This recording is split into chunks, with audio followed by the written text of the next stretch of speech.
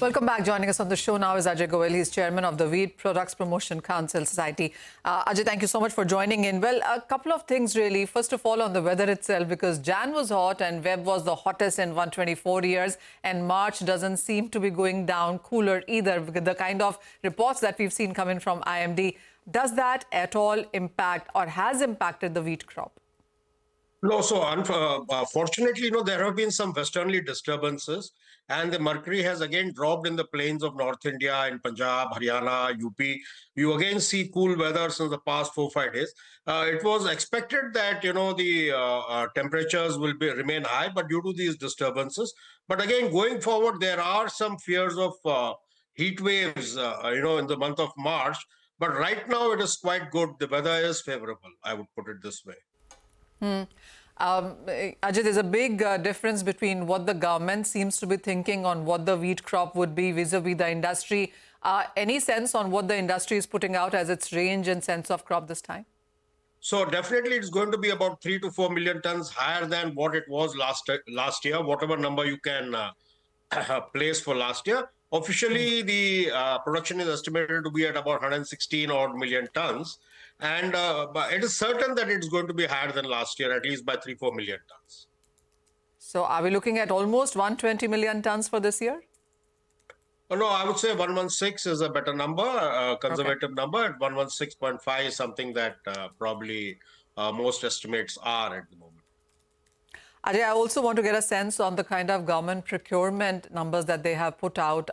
Is it too ambitious with the kind of dry pipeline that we have from the private players?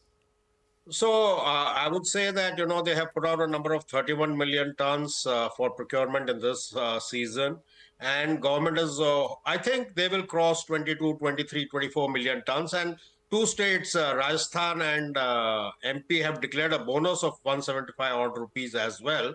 So we could see better than expected procurement for the government due to this bonus in the state of... It's MP which is the issue where, you're not going to see any improvement over last year as far as procurement is concerned. Ajay, also, there's a lot of conversation about wheat inflation, really. And if you look at the last year's prices, if you take a look at the last year's lowest prices and this year highest prices, I mean, it's quite a percentage increase there. How are you looking at the prices currently? What's your sense for 2025?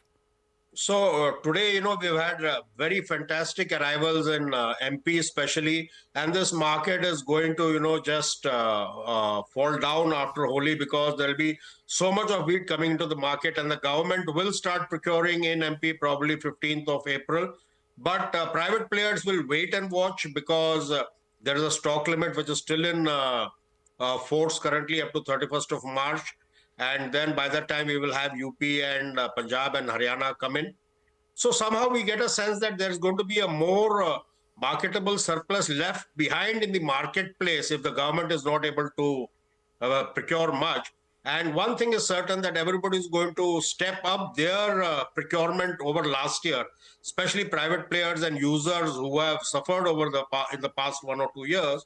They are going to, bump up their purchases and hold a higher stock. So if the large players who are the users are not there in the marketplace, I don't think there will be a rally like last year in this year, at least until September, October.